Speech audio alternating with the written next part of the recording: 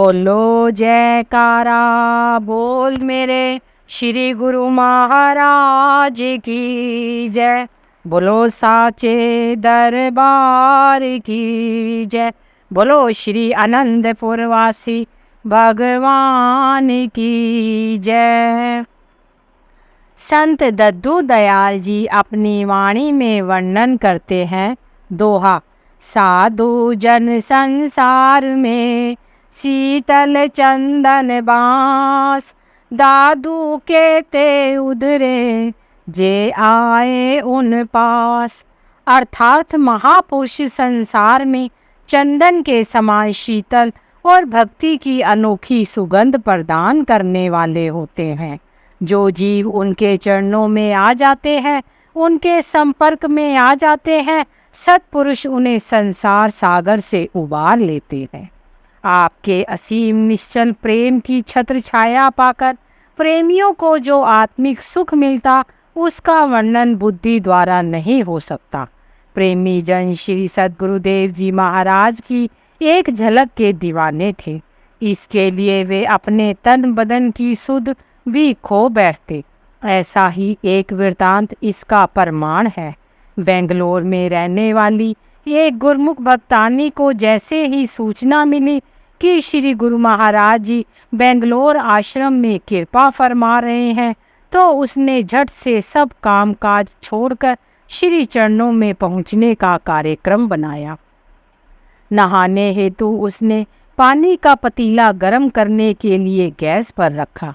उसके 7-8 साल के बेटे को भी श्री गुरु महाराज जी के आगमन की सूचना मिली। उसने सोचा कि क्यों ना माँ से पहले मैं नहा लूं, ताकि माँ मुझे छोड़कर ना चली जाए। उसने जैसे ही पानी का गर्म पतीला उठाया, पतीला कुछ भारी होने के कारण हाथ से छूट गया और खौलता हुआ पानी उसके बदन पर गिर गया, जिससे उसकी त्वचा जल गई और वह घबराकर रोने लगा। वह भक्तानी झटपट उसे लेकर डॉक्टर के पास चली गई। डॉक्टर उसकी हालत देखकर कहने लगे, बच्चे को इतनी गंभीर हालत में यहाँ लाई हो, बच्चों का ध्यान रखना चाहिए। अब लापरवाही बिल्कुल ना करना। इसकी त्वचा काफ़ी जल चुकी है। इसकी प्रतिदिन पट्टी करवाना और इसे झुकने बिल्कुल ना देना। इसे स्वस्थ होने में कम से कम 2 मास का समय तो लग ही जाएगा। वह असमंजस में पड़ गई और सोचने लगी कि श्री गुरु महाराज जी बहुत समय के पश्चात कुछ एक दिनों के लिए ही यहाँ पधारे हैं। उनके दिव्य मनोहारी श्री दर्शन किए बिना तो आत्मा को चैन ना मिलेगा। उसने मन ही मन उनका पावन ध्यान अपने हृदय में धारण किया और श्री चरणों में प्रार्थना की। फिर एकाएक वह उठी और बच्चे को अपने संग लेकर आश्रम की ओर चल दी। श्री प्रभु जी वहाँ कुछ सेवा कार्य करवा रहे थे। उसने श्री दर्शन किए और बच्चे को एक तरफ बिठाकर सेवा में जुट गई। सब सेवक श्री आज्ञा से बगीचे की सफाई करने लगे। आप सारे आश्रम का चक्कर लगा रहे थे। आपकी दृष्टि कोने में बैठे हुए उस बालक पर पड़ी। आपने उसे आवाज लगाकर फरमाया कि तुम यहाँ बैठकर क्या कर रहे हो? चलो तुम भी बगीचे में चलकर घास उखाड़ने की सेवा करो। श्री आज्ञा पाकर बच्चा उठकर खड़ा हो गया और बगीचे में लगी घास को झुककर उखाड़ने लगा। जैसे ही उसकी माता की दृष्टि उसके ऊपर पड़ी, तो वह यह देखकर डर गई कि डॉक्टर ने झुकने से बिल्कुल मना किया था, परंतु यह तो झुककर घास निकाल रहा है। उसने संकेत से उसे समझाने की कोशिश भी की, लेकिन वह बालक पूर्ववत सेवा में लगा रहा। 1-2 दिन पश्चात जब आप वहाँ से वापस पधार गए, तो वह बच्चे को पुनः डॉक्टर के पास लेकर गई और सोचने लगी कि आज तो डॉक्टर बहुत ही नाराज होगा। किंतु यह क्या, जब डॉक्टर ने पट्टी हटाई तो वह यह देखकर हैरान रह गया कि जो घाव 2 महीने तक ठीक नहीं होने थे, वे मात्र 1 ही दिन में भर चुके थे और त्वचा बिल्कुल साफ थी। सत्य तो यह है कि श्री आज्ञा सेवा और श्री दर्शन में वह शक्ति है जो जीव को शारीरिक और मानसिक तौर से पूर्णतः सकुशल कर देती है। सत्पुरुष तो सेवा का बहाना करके जीव के कर्म बंधनों का लेखा जोखा ही काट देते हैं, उसके कष्ट क्लेशों को हरकर सच्चा सुख प्रदान कर देते हैं। भक्तानी की अटूट आस्था से उसे दर्शनों से कृतार्थ किया और उसके बेटे की भी सारी पीड़ा हरकर उसे स्वस्थ कर दिया। ऐसे दयालु कृपालु होते हैं महापुरुष। दोहा। साध संग छिन एक को, पुन ना बरने जाए, रति उपजे हरि नाम सु, सब ही पाप बिलाए। संत दयाबाई जी। महापुरुषों की संगति और समीपता की एक घड़ी का पुण्य वर्णनातीत है। उनके दर्शन मात्र से जीव के समस्त पाप दुख कष्ट स्वतः ही दूर हो जाते हैं और हृदय में प्रभु नाम की प्रीत बढ़ती जाती है। महापुरुषों की महामहिमा बेंगलोर तथा आसपास के क्षेत्रों में फैल गई। सन 1978 में श्री आज्ञा हुई कि आश्रम के लिए कोई और अच्छा बड़ा स्थान देखो जहां संगत को पूर्ण सुविधा उपलब्ध हो सके। कई स्थानों का अवलोकन करते हुए प्रेमी जन किंगस्टन रोड अल्सोर लेक के समीप क्षेत्र को उपयुक्त जानकर वहां पहुंचे जहां नेपाल के राजा का महल बना हुआ था। यह जगह लगभग 2.25 एकड़ थी। श्री चरणों में विनय हुई। महाप्रभु जी स्वयं उस स्थान को देखने के लिए पधारे और प्रसन्न होकर फरमाया, हमें यह स्थान ही लेना है। यह तो जैसे बना ही हमारे लिए है। बस फिर क्या था। सब प्रेमियों ने श्री प्रभु जी का जय घोष किया और सबने हर्षपूर्वक यथा योग्य प्राणपन से इसकी सेवा में भाग लिया। 20 सितंबर सन 1978 के पावन शुभ दिवस इस स्थान को खरीदा गया और इसकी रजिस्ट्री हो गई। प्रेमियों के लिए सेवा की भंडार खुल गए। सब तन मन धन से इस आश्रम के निर्माण कार्य में जुट गए। महापुरुषों के सम्मुख सभी रिद्धियां सिद्धियां सदैव हाथ जोड़े प्रस्तुत रहती हैं। उनकी मौज दूरदर्गाई होती है और उनके नक्शे भी दूरदर्गाई होते हैं। उनकी एक दृष्टि एक संकेत मात्र से सब कायाकल्प हो जाता है।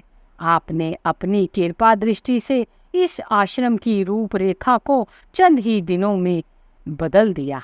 आप स्वयं श्री मुख से वचन उच्चारण करते कि यहाँ एक दिन में नक्शा कुछ और होता है और रात्रि तक कुछ और ही बन जाता है। प्रेमी जन भी श्री प्रभु जी की अचंभित कर देने वाली इस कार्यवाही को देखकर मंत्र मुग्ध हुए बिना ना रहते। इसी प्रकार प्रेमी दिन भर गुरुमुख दिन भर श्री दर्शन करते हुए सेवा में निमग्न रहते और रात्रि को इन अद्भुत दृश्यों को हृदय में संजोकर दीवाने भ्रमर बन रसपान करते। बहुत विचित्र दशा थी प्रेमी गुरुमुखों की। उनकी तो जैसे दशा ही पलट गई। उनका ध्यान उनकी खुशी जीवन सौरभ और महाप्रभु जी पर केंद्रित हो गया। श्री प्रभु जी के सिवा उन्हें किसी की ना होश रही और ना ही चाहत। उनके सरसर और प्राणधन प्राणों से भी प्रिय श्री सद्गुरुदेव जी महाराज थे। उस समय सबने श्री आज्ञा अनुसार सेवा और श्री दर्शनों का जो दुर्लभ आनंद लिया, उसके आगे त्रिलोकी के सब सुख भी तुच्छ थे। प्रारंभ में श्री आरती पूजा के लिए श्री मंदिर ऊपर चौबारे पर बनाया गया। आपने वहां श्री परमहंस विभूतियों की दिव्य प्रतिमाओं को विराजमान कर सबको प्रातः ऐसा समय श्री आरती पूजा में सम्मिलित होने का आदेश दिया। सेवा कार्य देर रात्रि तक चलता रहा। एक दिन कुछ गुरुमुख प्रेमी सेवा कार्य निपटाकर थोड़ी देर सुस्ताने के लिए अपने कमरे में चले गए और कुछ ही पलों में उन्हें निंद्रा ने आ घेरा। प्रातःकाल श्री आरती पूजा का कार्यक्रम आरंभ हुआ। आपने श्री मंदिर में उपस्थित सभी सेवकों पर एक दृष्टि डाली।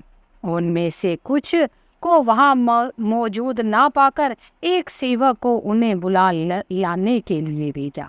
जब वे श्री मंदिर में पहुंचे तो श्री आरती पूजा का कार्यक्रम लगभग समाप्त हो चुका था।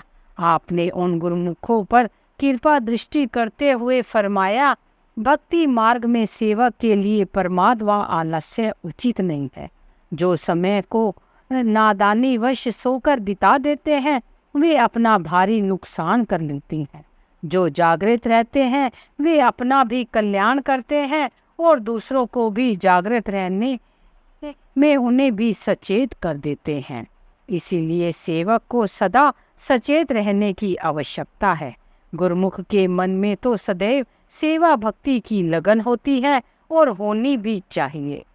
जैसे कहा भी है, गुरुमुख के मन सदा खुशी, नित सेवा भक्ति की प्यास, मन मुख रहे नित झूरता, मन विषयन की आस। इसीलिए सभी गुरुमुखों का यह कर्तव्य है कि वे अपने मन पर कभी आलस्य को हावी ना होने दें, सदैव नियमों में तत्पर रहें। जो भक्ति के सभी नियमों को पूर्ण तौर से निभाता है वही सदा प्रसन्नचित रहता है और अपने इष्ट देव की प्रसन्नता को प्राप्त कर सकता है। श्री वचनों को श्रवण कर उन गुरुमुखों ने श्री चरणों में दंडवत कर क्षमा मांगी और भविष्य में जागरूक रहने का प्रण लिया। आपने महात्मा अनंत दर्शनानंद जी को यहाँ का प्रबंधक बनाकर देख रेख की समस्त कार्यवाही उन्हें सौंप दी। फिर धीरे धीरे श्री मंदिर और निवास स्थान की सब रूपरेखा तैयार करवाकर निर्माण कार्य की जिम्मेवारी महात्मा परम रोशनानंद जी को सौंप दी। आपने 23 दिसंबर सन 1979 रविवार के शुभ दिन इस आश्रम में श्री मंदिर जी की नींव का उद्घाटन किया। लगभग 3.25 वर्ष में इसका निर्माण कार्य पूर्ण हो गया। इस बीच आपने कई बार यहाँ पधारकर सेवकों को सेवा की अमूल्य निधि से निहाल किया। रूहानी खुशियाँ लुटाकर अपने दिव्य प्रेम और भक्ति से खुशहाल किया।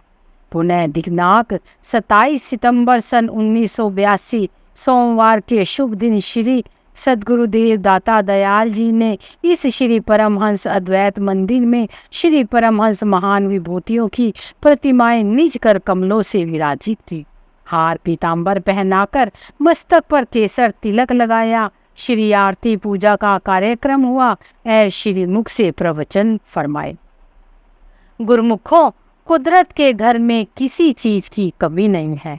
इंसान जो चीज मांगता है कुदरत की ओर से निश्चय ही वह चीज मिल जाती है।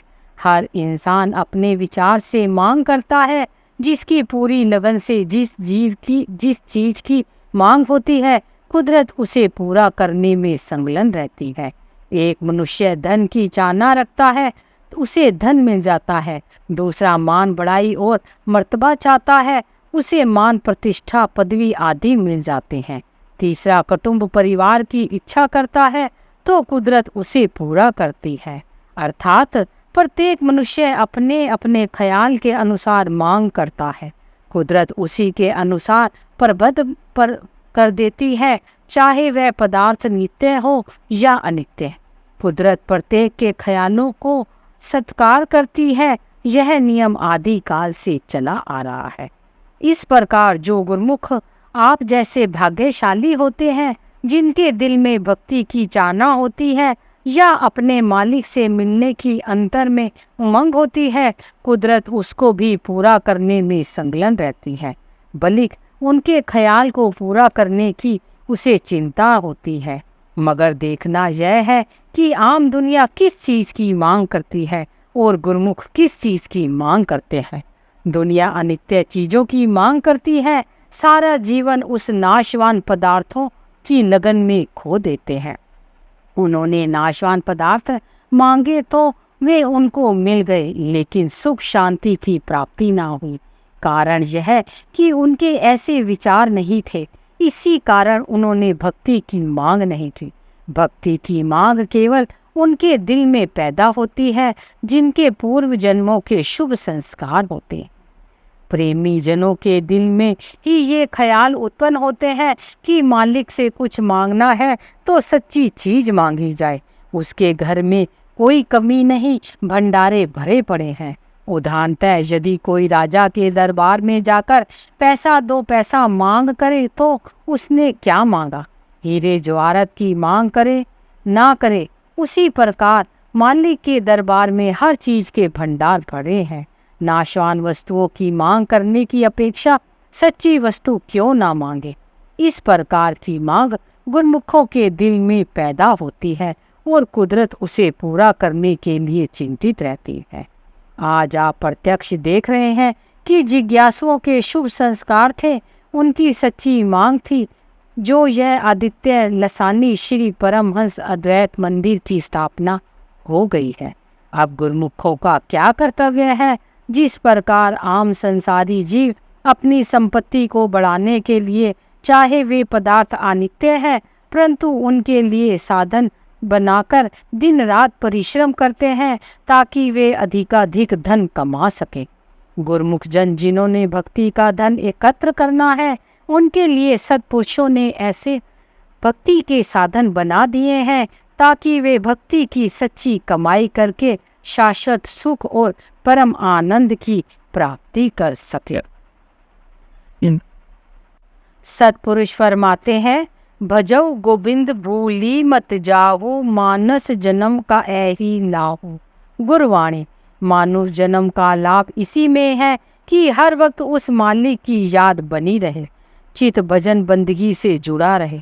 सत्पुरुषों की संगति में आने से ही मनुष्य को पता चलता है कि अपने जीवन में किस प्रकार की भक्ति कमाना है।